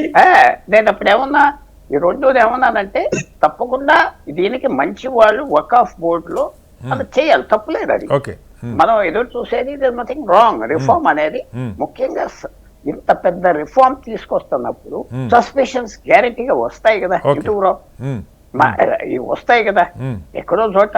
సో తప్పకుండా నేను ఆ విషయం చెప్తున్నా కదా, కోర్టు అడ్వాన్స్ గా చెప్పిన ముస్లిం నాన్ ముస్లిం ఉండటానికి వీలు లేదని పెట్టేస్తారు. తప్పకుండా ఇట్స్ నాట్ రాంగ్ ఆల్సో, తప్పు కాదు. ఎందుకంటే ఆ సస్పెషన్ ఎందుకు ఉండాలి, వాళ్ళకి అనుమానం ఎందుకు ఉండాలి? ఒకటి. రెండోది, ఎవరో 500 సంవత్సరం 300 సంవత్సరాల క్రితం మసీదు ఉంటే వాడు కాగితాలు ఎక్కడ నుంచి తీసుకొస్తాడో అని అడిగింది కోర్టు. అది తప్పు కాదు కదా, దట్స్ ఆల్సో నాట్ కరెక్ట్. ఎక్కడ నుంచి వస్తాడు వాడు? తర్వాత మిగతా విషయాలు ఉన్నాయంటే చాలా వరకు ఈ మెయిన్ పాయింట్స్ సాటిస్ఫై చేస్తాడు కోర్టు. నేను ఇందాక లైట్ గా అనలేదు, మీరు అన్నారు ఏదో డ్రాఫ్టింగ్ లో కూడా పొరపాట్లు ఉంటాయని చెప్తున్నా. ఇది మనం కోర్టు అన్నది కదా ఈవేళ. నేను ఎప్పటి నుంచి అంటున్నా, చాలా కేర్ఫుల్ గా వెళ్ళాలి. ఒక రిఫార్మ్ తీసుకొస్తున్నప్పుడు ఏ మతం మీదైనా వాళ్ళకి అనుమానాలు ఉంటాయి, ఎందుకు ఉండవు? ఎంజాయ్ చేసే వాళ్ళకి ఉంటాయి. నేనే ముస్లిం ఉండి నాకు 20-50 ఎకరాలు దొబ్బేసుకుని హోటల్ కట్టుకుంటే నేను బాధపడతాను. సో అది చాలా కేర్ఫుల్ గా సెన్సిటివ్ గా వెళ్ళాలి. ఈ పాయింట్ సార్ ఇందాక రెహమాన్ గారు రైజ్ చేశారు చూడండి. ఒకవేళ ఎవరన్నా ఒక ముస్లిం మతస్థులు డొనేట్ చేయాలంటే ఆ డొనేట్ చేసే వ్యక్తి 5 ఏళ్ల నుంచి సీరియస్ గా ఇస్లాం ని ప్రాక్టీస్ చెప్పింది 100% కరెక్ట్ రెహమాన్ గారు. ఇలాంటి ఇది అనవసరమైన అతి తెలివితేటతో పెట్టి ఒక్కటి నేను మాకు కూడా ఇంకొక సెంటెన్స్ చెప్తున్నా. జాయింట్ పార్లమెంటరీ కమిటీ వకాఫ్స్ అని ఒక 15 సంవత్సరాల క్రితం 2 సంవత్సరాలు కూర్చుని పెద్ద రిపోర్ట్ తయారు చేసి దానికి చైర్మన్ మీ అందరికి తెలిసిన వ్యక్తి లాల్జాన్ బాషా. అందరికి తెలుసు ఆయన పేరు ఎవరు ఎత్తరు. ఆయన చేసిన రిఫార్మ్ రిపోర్ట్ ఆ రెహమాన్ ఖాన్ అనేవాడు వచ్చి పుస్తకం పడిపోయి ఆయన పేరు కొట్టుకున్నాడు. కానీ ఆయన కష్టపడ్డ 2 years నేను స్వయంగా చూసి అవకాశం ఇచ్చాడు మాట్లాడటానికి. అప్పుడు చెప్పింది కూడా ఇప్పుడు కూడా వర్తించేది ఏంటంటే, మనకు హాస్టల్ ఉన్నాయి, ఎవరో తినేస్తున్నారు. అండ్ అయ్యర్ బాషా ఎక్కడికి వెళ్ళాడు? బాంబేలో అంబానీ ఇంటికి వెళ్ళాడు, పెద్ద గొడవ అయిపోయింది అక్కడ. మీరు వెళ్ళి ఆక్రమణ చేస్తారా? చాలా గొడవ అయిపోయింది. పొలిటికల్ గా ఆయన మీద ఎగిరిపోయాడు. ఆయన పార్టీలో ఎన్ని జరిగినాయి, సిన్సియర్ గా చేశాడు. దానికి ఏమన్నాడు? లూట్ చేయకూడదు మన ఆస్తి అన్నాడు. దానికి రిఫార్మ్ మనకు కావాలి. ఎందుకంటే ఆ ఆస్తి కమ్యూనిటీకి వాడాలి, కానీ నాకు మీకు వాడతానికి కదా. రిఫార్మ్ అనేది కావాలి. అది ముస్లిం కమ్యూనిటీ కూడా ఎక్సెప్ట్ చేస్తుందని నేను కాదు అనుకుంటున్నాను. సార్, మీరు చెప్పిన పాయింట్ పుల్లారావు గారు, చాలా మందిలో అన్యాక్రాంతం అవుతున్నాయి, ఈ కొంతమంది దోచుకుంటున్నారన్న బాధ ముస్లిం సమాజంలో కూడా ఉంది, అలాగే వేరే మతాలే కూడా ఉన్నాయి. కానీ దీన్ని ఇక్కడ టార్గెట్ చేయడం దగ్గర మన చర్చ. పూర్తిగా వేరే మతాలకి హిందూ ట్రస్ట్ అంతా లూటీ చేయలేదా? Okay. ఎక్కడెక్కడ మన ఈస్ట్ గోదావరి వెస్ట్ గోదావరి ఎక్కడ భూములు ఉంటే అందరూ ఆక్రమించి తినేలేదా? Okay. నీకు తెలీదు, నాకు తెలీదా ఎవరు తిన్నారో? ఓకే, వేల ఎకరం చేసుకున్నారు. సో తప్పకుండా రిఫార్మ్ అంటే చాలా జాగ్రత్తగా చేయాలంటున్నా నేను. రిఫార్మ్ ఎవరి మీద పడతారో వాళ్ళు కన్విన్స్ అవ్వాలి, స్లోగా చేయాలి. సుప్రీంకోర్టు ఎత్తింది కాబట్టి Okay. నేను ఎందుకు వెల్కమ్ చేస్తానంటే దాంట్లో బలబలాలు కూడా బయటకు వస్తాయి. అవును దాంట్లో నేను చెప్పిన రిఫార్మ్స్ ప్రాపర్టీ మిస్యూజ్ అవ్వకూడదు, అవును అది ముస్లిం కమ్యూనిటీ వాడినా మనకు బాధ లేదు, లేకపోతే మ్యూజ్. అవును సో ఇది బయటికి మంచి నిర్ణయాలు వస్తాయి ఓకే, అని నేను ఆశిస్తున్నా, ఎదురు చూస్తున్నా. Right sir. రెహమాన్ గారు, ఇక్కడ ఇందాక కూడా ఆంజనేయ రెడ్డి గారు కోట్ చేశారు, ఇటువైపు ఒక 70-72 పిటిషన్లు ఫైల్ అయితే ఈ చట్టానికి అనుకూలంగా 7-8 రాష్ట్ర ప్రభుత్వాలు, అన్నీ కూడా బీజేపీ పాలిత రాష్ట్ర ప్రభుత్వాలే, వాళ్ళు కూడా ఇందులో ఇంప్లీడ్ అయ్యారు. అంటే ఏ ఎగ్జాంపుల్స్, బహుశా ఇప్పుడు ఇందాక ఆంజనేయ రెడ్డి గారు చెప్పినట్టు ఇవి ఇక్కడ ఈ భూమి అంటే ఎగ్జాంపుల్స్ దొరుకుతాయి ఖచ్చితంగా. ఎగ్జాంపుల్స్ దుర్మార్గంగా అక్కడ ఉన్న వక్ఫ్లో ఒక మెంబరు లేదా ఎవరైనా సరే కబ్జాలు కొన్ని చోట్ల చేసి ఉండొచ్చు, ఈ ఎగ్జాంపుల్స్ చూపించడానికి ఇంప్లీడ్ అయ్యారనుకోవాలా? అలాగే కలెక్టర్లకు సంబంధించి కూడా ఇప్పుడు గతంలో ఏదైనా ఒక డిస్ప్యూట్ వస్తే ఆ ట్రిబ్యునల్కు దేనికి వెళ్ళే అవకాశం ఉంది. ఇప్పుడు అలా కాకుండా ఇక డైరెక్ట్గా సుప్రీంకోర్టుకి వెళ్ళాలన్నది పెట్టారు. కోర్టు దాని విషయంలో కొంత కలెక్టర్లు వాళ్ళ పని వాళ్ళు చేసుకోవచ్చు, కానీ ఈ వివాదాస్పద సెక్షన్ జోలికి వెళ్ళదన్నది. అయితే ఎక్స్ అఫిషియల్ సభ్యుల్ని పెట్టుకోవచ్చు అని చెప్పి కూడా చెప్పింది. అంటే బహుశా వాళ్ళకి ఓటింగ్ రైట్ ఉండదన్న కోణంలో ఎలా అర్థం చేసుకోవాలి రెహమాన్ గారు? ఇప్పుడు శ్రీనివాస్ గారు మొత్తం అంటే ఒక సమాజానికి సంబంధించి లేకపోతే ఒక మతానికి టార్గెట్ చేస్తూ వీళ్ళు సిఏ తెచ్చినా, ట్రిపుల్ తలాక్ తెచ్చినా, దేశంలో ఏది తీసుకొచ్చినా, లేకపోతే ముస్లిం సమాజం ఎక్కువగా ఉన్నటువంటి కాశ్మీర్ ను టార్గెట్ చేస్తూ తీసుకొచ్చిన అంశాలైనా వీళ్ళు చేస్తున్నవన్నీ అంటే ఒక మతం సమాజం ఎక్కువయా, భారతదేశంలో హిందూ సమాజం ఎక్కువ. ఓకే ఓకే ఓకే, ఒక నిమిషం ఆంజనేయ రెడ్డి గారు, మీరు మాట్లాడేటప్పుడు ఆయన కూడా ఆగమన్నారు కదా, దయచేసి చెప్పనివ్వండి. ఆంజనేయ రెడ్డి గారు మధ్యలో క్రాస్ టాక్ వద్దు. Okay, go head. మీకు ఇస్తాను మళ్ళీ లాస్ట్ టైం గారు. మొత్తం హిందూ సమాజానికి మొత్తం భారతదేశాన్ని దృష్టిలో పెట్టుకొని చట్టాలు తీసుకొస్తే, హిందూ సమాజాన్ని అయినా మేలు చేసేటువంటి చట్టాలు తీసుకొస్తే దేశ ప్రజలందరూ హర్షిస్తారు. డీజిల్ రేట్లు తగ్గించడం, పెట్రోల్ రేట్లు తగ్గించడం, 80 కోట్ల మంది ఈ రోజు బెగ్గింగ్ చేస్తూ రేషన్ తీసుకుంటున్నారు. ఇవి తగ్గిస్తూ దేశ ప్రజలందరికీ ఉపయోగపడి సుప్రీంకోర్టు కామెంట్ చేసింది గంగా జమున తహజీబ్ అని. ఆంజనేయ రెడ్డి గారు రన్నింగ్ కామెంట్ అవుతుంది ప్లీజ్. మీరు ఆయన ఆగమన్నారు, నేను ఆపాను. ఆంజనేయ రెడ్డి గారు ఒకసారి చెప్పండి, మళ్ళీ మీకు ఇస్తాను, టైప్ ఇస్తాను. అయ్యా ఓకే, గో హెడ్. ఓకే, అదే మీరు అలా మారుస్తున్నారు దేశాన్ని, మీరు అలా మారుస్తున్నారు దేశాన్ని ఇస్లామిక్ కంట్రీగా చేయడం కోసం. ఎవరు మార్చేది? మీరు మార్చేది మేం కాదు. ఈ దేశంలో ముస్లిం పాలనలో ఉన్నప్పుడు కూడా ఇస్లామిక్ కంట్రీ కాలేదండి. ఈ దేశం సెక్యులర్ దేశంగా చేయడం కోసం ఇంత కాదు. ఆంజనేయ రెడ్డి గారు పప్పులు ఉడకవు. ఇంత విద్వేషమా ఆంజనేయ రెడ్డి గారు? ఇంత విద్వేషమా? మీ నాటకాలు ఇంకా నడవు. ఈ దేశం ఇస్లామిక్ కంట్రీగా మారబోతుందా? మన విఘ్నులు మాట్లాడొచ్చా సరే?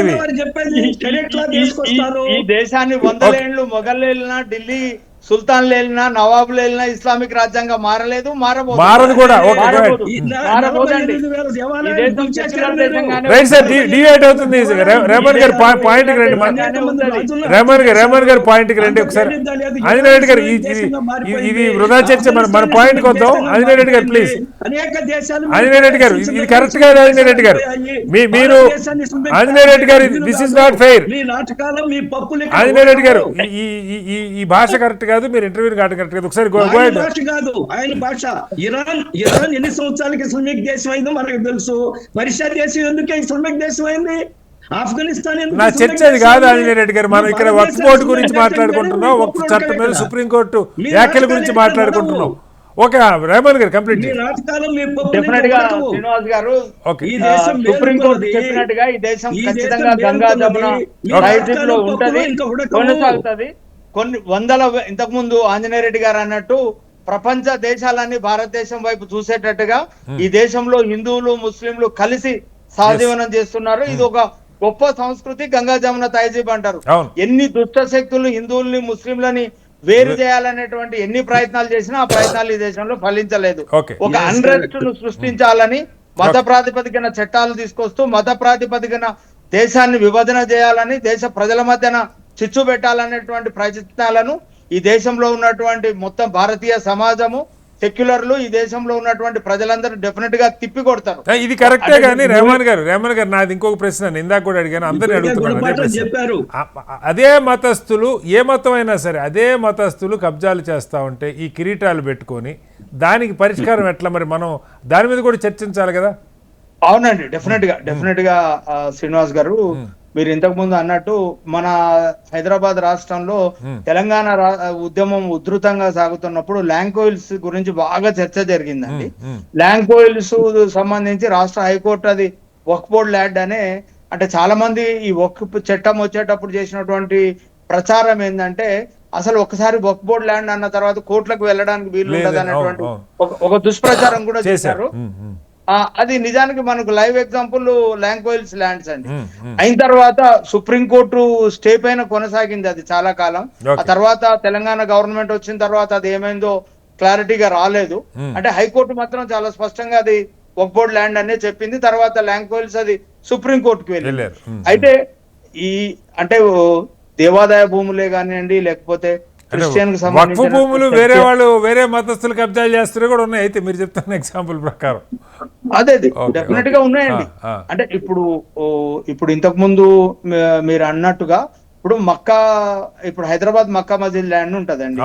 అది అసలు రిజిస్ట్రేషన్ చట్టాలు అనేటువంటివే రాకముందు ఎప్పుడో పురాతన కాలంలో, అంటే అప్పుడు వక్ అనేది చట్టాలు లేనప్పుడు బై ఓరల్ గా కూడా ఇవ్వచ్చు, రాసే ఇవ్వాలనేది లేదనేది ఒక చట్టం చెప్తుంది. ఆ రకంగా వచ్చినటువంటి అన్ని భూములకు ఈ రోజు డాక్యుమెంట్లు తీసుకురావడం అనేది అది సాధ్యమయ్యే పని కాదు. ఇప్పుడు అది అంటే ఏ ధార్మిక సంస్థలైనా, హిందూ ధార్మిక సంస్థలైనా, క్రిస్టియన్ ధార్మిక సంస్థలైనా, ముస్లిం ధార్మిక సంస్థలైనా, ఇప్పుడు మనము టీటీడీ భూములకు సంబంధించి మనం ఇప్పుడు ల్యాండ్ రికార్డ్స్ పట్టుకురావాలి, దానికి సంబంధించిన డాక్యుమెంట్ కావాలంటే సాధ్యమయ్యే విషయం కాదు. ఇప్పుడు 1955 చట్టం, అట్లని 1947 1950 చట్టం ఏం చెప్తా అంటే యాజ్ ఇట్ ఈస్ భారతదేశానికి స్వతంత్రం వచ్చిన తర్వాత ఎవరి భూములు వాళ్ళకే చెందుతాయి. యాజ్ ఇట్ ఈస్ అనేటువంటి పదాన్ని వాడింది 1955 యాక్ట్. కాబట్టి ఈ దేశంలో ఒకసారి ఇప్పుడు మనకు పబ్లిక్ గార్డెన్ ఉంటదండి, లేకపోతే మనకు ఒక మతపరానికి ప్రార్థన కోసం ఒక రోజు ఉపయోగించుకున్నంత మాత్రాన, ఒక ధార్మిక సంస్థ ఒక సమావేశం పెట్టుకున్నంత మాత్రాన సంస్థకు చెందదండి. అసలు వీల్లేదు అట్లాంటి వాదనలు నిలబడడానికి. అలాంటి వాదనలు ఎక్కువ ప్రచారంలో ఉన్నాయి సార్. మళ్ళీ వస్తాను సార్ మీ దగ్గరికి రెహమాన్ గారు. మనకి దేశంలో మతాలని ద్వేషించే పార్టీలు ఉన్నాయి, లేదు మతాలని అప్పీచ్మెంట్ పాలిటిక్స్ చేసే రాజకీయ పార్టీలు, రాజకీయ విధానాలు ఉన్నాయి. అయితే వామపక్ష పార్టీలుగా సరే సెక్యులర్ దేశంలో మనం ఉన్నాం అనుకున్నప్పుడు ఏ మతానికి సంబంధించి అయినా సరే ఆ మతం పేరుతో ఒక దుర్మార్గమో లేకపోతే ఒక కబ్జాలో మరొకటో జరుగుతుంటే దానికి ఏదైనా ఒక విధానం ఆ భూములను కాపాడటానికి, లేదా ఆ మతానికి చెందిన పేదలకి వాళ్ళ విద్య కోసమో, ఆరోగ్యం కోసమో, వాళ్ళ ఉపాధి కోసమో, దీనికి ఏదైనా ఒక స్ట్రక్చర్డ్ చర్చ దేశంలో జరిగే అవకాశం ఉందా? అలాంటిది ఎప్పుడన్నా అసలు ప్రయత్నం జరిగిందా అబ్బాస్ గారు? ఒకటి, ఇప్పటి వరకు అంటే మనకున్నటువంటి ఈ సెటప్ లో అంటే నేను రెండు వేరువేరుగా మాట్లాడతాను. ఒకటి వక్ఫ్ కు, తర్వాత ఎండోమెంట్ కు సంబంధించి రెండు చెప్తాను. ఒకటేమో వక్ఫ్ కు సంబంధించినటువంటి దాంట్లో ఎంక్రోచ్ అయితే దాన్ని విడిపించుకోవడానికి కావాల్సినటువంటి యంత్రాంగం వక్ఫ్ బోర్డుకు లేదు వాస్తవానికి. ఇప్పుడు మన ఆంజనేయ రెడ్డి గారు దేన్నైనా ప్రకటించుకోవచ్చు కదా అంటున్నారు, దాన్ని కబ్జా చేయొచ్చు అని అంటున్నారు. కానీ అట్లాంటి యంత్రాంగమే లేదు. మళ్ళీ వీళ్ళు వెళ్ళి కలెక్టర్నో, ఎంఆర్ఓనో, ఆర్డీఓనో, పోలీసులను బదిలాడాలి, తెలియదు. మొన్న నేను ఆత్మకూరులో, వనపర్తి జిల్లా ఆత్మకూరు అవసరం అనుకుంటే ఆంజనేయ రెడ్డి గారిని తీసుకొని వెళ్తా. ఆడ మున్సిపాలిటీ వాళ్ళు కబ్రస్థాన్ తవ్వి మధ్య నుండి రోడ్ వేశారు. వేస్తే దాంట్లో మొత్తం శవాలు ఉంటాయి కదా, పుర్రెలు ఎప్పుడో పాతి పెట్టినాయి, కొన్ని వందల పుర్రెలు అన్ని బయటకు వచ్చాయి. పోయి పోలీస్ స్టేషన్ లో కేసు పెడితే పోలీస్ ఆయన కేసు తీసుకోలేదు. మున్సిపల్ దాంట్లో కేసు పెడితే మున్సిపాలిటీ వాళ్ళు తీసుకోలేదు. కలెక్టర్ దగ్గరికి ఒక 20 సార్లు వెళ్ళారు. వచ్చి ఇక్కడ హైకోర్టులో పిటిషన్ వేశారు. నేను వక్ఫ్ బోర్డుకు స్వయంగా వెళ్ళి ఒక 10 సార్లు దీన్ని ఏదైనా చెయ్యండి అని అంటే ఏం చెయ్యలేము, ఎవరు సహకరిస్తలేరు. అంటే దానికంత యంత్రాంగం లేదు, మొదటిది. రెండోది ఏంటంటే ఇప్పుడు వక్ఫ్ దీనికి ఇట్లుంది పరిస్థితి, కానీ ఎండోమెంట్ బోర్డుకి కమిషనరేట్ ఉంది. యాక్చువల్ గా వక్ఫ్ బోర్డుకి కమిషనరేట్ లేదు. ఇది మనం అర్థం చేసుకోవాల్సింది. రెండోది ఏంటంటే ఇప్పుడు ఆంజనేయ రెడ్డి గారు ఒక విషయం చెప్పారు. ఎన్క్రోచ్ అయినటువంటి దాన్ని ఇప్పుడు అసదుద్దీన్ ఓవైసీ ఇక్కడ కబ్జా చేశాడు, కబ్జా చేశాడు అంటే వదిలేద్దామా, మంచిది. ఇప్పుడు ఈ చట్టం వల్ల ఏమైతుందంటే అసదుద్దీన్ ఓవైసీ లాంటి వాళ్ళకి లాభం జరుగుతుంది ఇప్పుడు తీసుకొచ్చిన సవరణ చట్టం వల్ల.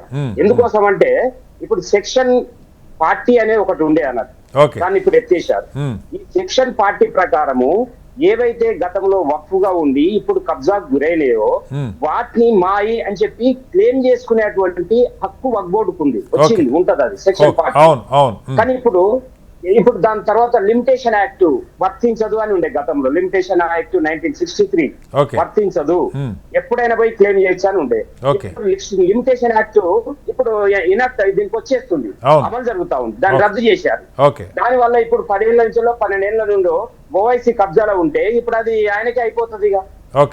కాబట్టి మన బీజేపీ చేసిన సవరణలు కబ్జాదారులకి, ఎవరైతే కబ్జాలు చేసిర్రో, ఎవరైతే కబ్జాలు చేయాలనుకుంటున్నారో వాళ్ళకు ఉపయోగపడేలాగా ఈ చట్ట సవరణ ఉంది. సెక్షన్ 40 వాళ్ళు నిజంగా కబ్జాలు చేసిన వాళ్ళు కాగితాలు కూడా పుట్టించుకొని ఉంటారు, అది కూడా ఉంటుంది సార్, పుట్టించుకుంటారు, అది కూడా ఉంటాయి. అదే నేను చూశాను, మహబూబ్ నగర్ వాళ్ళకి కావాల్సిన కాగితాలు పుట్టించుకొని ఉంటారు, వాళ్ళది మాత్రం సేఫ్ అవుతుంది, నిజంగా డినోటిఫై అవుతాయి. నేను ఒక చిన్న అంశం తీసుకొస్తాను. మహబూబ్ నగర్ లో 170 అని వక్ఫ్ బోర్డు భూమి ఉంటే దానికి ఇంకొక డాక్యుమెంట్ ఏం క్రియేట్ చేశారంటే 170/A అని చెప్పేసి ఇంకో డాక్యుమెంట్ క్రియేట్ చేశారు. చేసి మొత్తం 70 కోట్ల రూపాయల వక్ఫ్ ల్యాండ్ ను ఇచ్చేసేసారు, కబ్జా చేసి అయిపోయింది, అది కోర్టు తీర్పు కూడా అయిపోయింది. కాబట్టి ఇలాంటివి అన్ని ఉన్నాయి. కాబట్టి అది ఆంజనేయ రెడ్డి గారు గుర్తుంచుకోవాలి. రెండోది ఒక చిన్న అంశం చెప్తాను. ఈ దేశాన్ని ముస్లిం దేశంగానో, ఈ దేశాన్ని హిందూ దేశంగానో లేకుంటే మరో దేశంగా మార్చడం అనేది సాధ్యం కాదు. ఇది వైవిధ్యపూరితమైనటువంటి దేశం, అనేక భాషలు, అనేక సంస్కృతులు, అనేక మతాలు, ఇవన్నీ కొన్ని వేల సంవత్సరాలుగా కలిసి జీవిస్తా ఉన్నారు. కాబట్టి బీజేపీ ఇప్పుడు ఎవరో పప్పులు ఉడికాయి అనుకుంటారు, వాళ్ళు బీజేపీ ఏమనుకుంటారంటే మా పప్పులు ఉడుకుతున్నాయని అనుకుంటా ఉన్నారు. ప్రజలకు అర్థమైన రోజు బీజేపీ పప్పులు ఉడుకుతాయి, బ్రహ్మాండంగా ఉడికిస్తారు జనాలు. అందుకనే ఊరికే చాలా మంది రాజులు పరిపాలన చేసారు, దేశాన్ని పరిపాలించారు. చాలా మంది అనుకున్నారు మా అంత గొప్ప ఎవరు లేరు, మేమే ఎల్లకాలం ఉంటామని చెప్పేసి అనుకుంటా ఉన్నారు. ఏదైనా తాత్కాలికంగా మీరు గెలుస్తూ ఉండొచ్చు, కానీ ఇలాంటి అహంకార పూరితమైనటువంటి వ్యాఖ్యలు అది సరైనది కాదు. కీలకమైన పాయింట్, వక్ఫ్ వేరే కబ్జా చేయడం వాళ్ళ భూముల్ని వాళ్ళు కాపాడుకోలేకపోతున్నారని చెప్తున్నారు. పుల్లారావు గారు, ఆంజనేయుడు గారు మళ్ళీ మీకు ఇస్తాను. ఒకసారి పుల్లారావు గారు లాస్ట్లో ఒక్కటి చెప్పండి.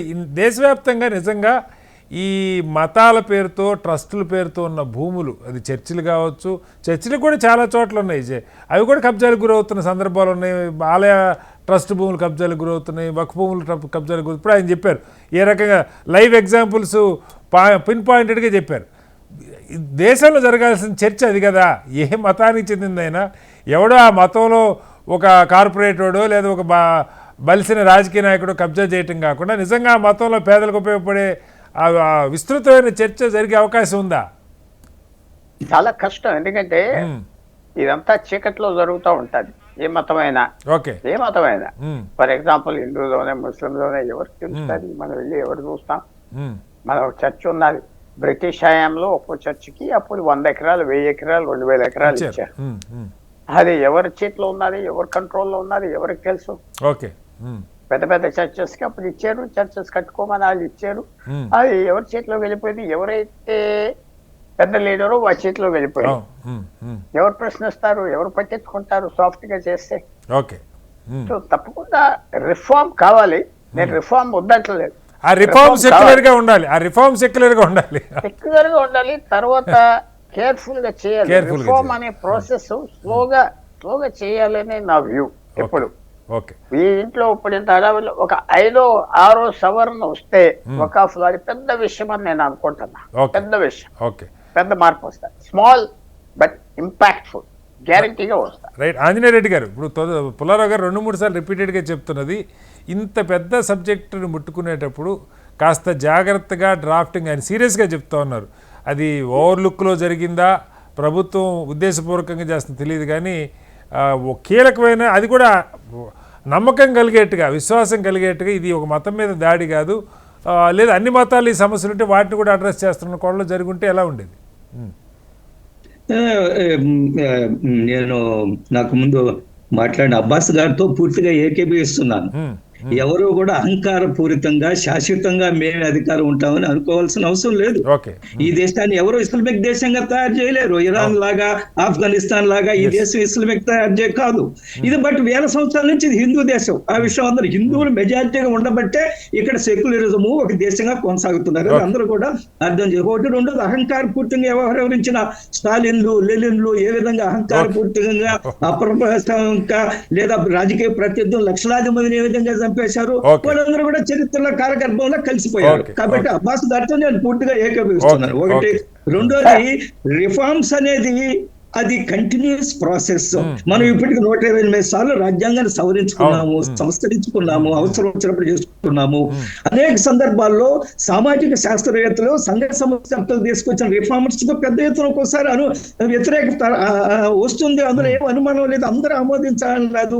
నేనేమంటున్నానంటే ఈ రోజు సర్వోన్నత న్యాయస్థానం ముందు సమస్య ఉంది. అనేక మంది పిటిషన్లు వేసున్నారు, రాష్ట్ర ప్రభుత్వాలు వేసున్నారు, అనేక అనుమానాలు ఉన్నాయి. ఇందాక అబ్బాస్ గారు లేవంత అన్ని సమస్యలకి ఈ వక్ఫ్ యాక్ట్ ఏదైతే ఉందో, రిఫార్మ్డ్ వక్ఫ్ యాక్ట్ ఏదైతే ఉందో అన్ని సమస్యల పరిష్కారము. ఎవడు ఆక్రమించిన అవన్నీ కూడా వసూలు చేస్తారు. ఆదాయాలు ఈ రోజు 20 లక్షల ఎకరాలలో ఉన్నాయే. భారతదేశం మొత్తం మీద ఆదాయం ఎంత? 1,20,00,000 చెప్పారు కదా. దానికి కబరస్థానికి ఆదాయం వస్తుంది సార్, ఖర్చు తప్పితే అని చెప్తున్నారు కదా సార్. ఈ చట్ట సవరణ ద్వారా పేద ముస్లింలకు, మహిళలకు, అదే విధంగా అనేక ఇబ్బందులు పడుతున్న ముస్లిం సోదరులకు న్యాయం జరుగుతుంది. వాళ్ళ జీవితాలు మారుతాయి. అందులో ఎటువంటి అనుమానం లేదు. పుల్లారావు గారు కూడా ఒక ప్రశ్న అడిగారు మిమ్మల్ని. ఇప్పుడు నిజంగా హిందూ బోర్డుల్లో కూడా ఎందుకు మనం ఒక ముస్లింని పెట్టుకోకూడదు, దానికి మరి సమ్మతమేనా? నేను అదే చెప్తున్నాను సార్. వెస్ట్ బెంగాల్ లో ఓకే, ఇది ఆమోదించమనండి. వీళ్ళు ఆమోదిస్తారా? ఒక బోర్డు లో మేము నాన్ ముస్లిమ్స్ పెట్టుకుంటాం, ఒప్పుకోండి, మేము ఒప్పుకుంటాం. మీరు చట్టం చేస్తే ఎవరైనా ఆమోదించాల్సిందే కదా సార్, హిందువులైనా ముస్లింలైనా. కొన్ని నేనే ఒక బోర్డు హిందూ ఎండోమెంట్స్ యాక్ట్ లాంటిది కాదు. ఒక బోర్డు అనేది డిఫరెంట్, దానికి ప్రత్యేకమైన పరిస్థితులు ఉన్నాయి. దాంట్లో నాన్ ముస్లిమ్స్ ఇద్దరు ఎవరో ఉన్నారు, వాళ్ళు సాధించలేరు. మెజారిటీ ముస్లిమ్సే ఉంటారు. కానీ వాయిస్ వినిపించేదానికి ఎందువల్లంటే అనేక మంది ఇంక్లూడింగ్ సిఇఓ సహా నాన్ ముస్లిం పెట్టుకోవచ్చు అని కూడా పెట్టారు. సార్ ఒక ఉదాహరణ చెప్తాను. అక్కడ ఎవరో నవాబ్ అంటావు, హైదరాబాద్ నవాబు, ఆయన గుర్రాలు ఎక్కడో హైదరాబాద్ పక్కన మేచాయంట. నా గుర్రాలు మేచాయి కాబట్టి అది కూడా ఒక భూమి అని చెప్తున్నారు. ఈ రోజు దేవాలయాలు ఒక భూములు, పార్లమెంట్ ఒక భూములు, వీటన్నిటికీ ఫుల్ స్టాప్ పడుతుందండి. రైట్ ఆంజనేయ రెడ్డి గారు, మొత్తంగా అనేక మతాలకు చెందినటువంటి ట్రస్టులు, వాటి కింద ఉన్నటువంటి భూములకు సంబంధించిన కబ్జాలు దశాబ్దాలుగా, అంతకు మించి శతాబ్దాలుగా కొనసాగుతున్నాయి. అయితే వక్ఫ్ బోర్డుకి సంబంధించి ఇవాళ పార్లమెంట్ చేసినటువంటి చట్టాన్ని సుప్రీంకోర్టు తీవ్రంగా ప్రశ్నిస్తుంది. చాలా ప్రస్ఫుటంగా ఇందులో సమస్యలు కనపడుతూ ఉన్నాయి. చాలా అంశాల మీద మేము వెంటనే స్టే ఇవ్వగలమని కూడా కోర్టు ప్రకటన చేసింది. అయితే కేంద్ర ప్రభుత్వం కెవేట్ దాఖలు చేసింది, ఒక వారం పాటు సమయం కోరింది. ఎలాంటి మార్పులతో వస్తారు, లేదా ఏ రకంగా సుప్రీంకోర్టును ఎదుర్కొంటారన్నది కాలం తేల్చాలి. చర్చలో పాల్గొన్న రెహమాన్ గారికి, ఆంజనేయ రెడ్డి గారికి, పుల్లారావు గారికి, అలాగే అబ్బాస్ గారికి ధన్యవాదాలు. ఇది వాళ్ళ బిగ్ డిబేట్. రేపు మరొస్తే మళ్ళీ కలుద్దాం. అందరికీ నమస్కారం, సెలవు.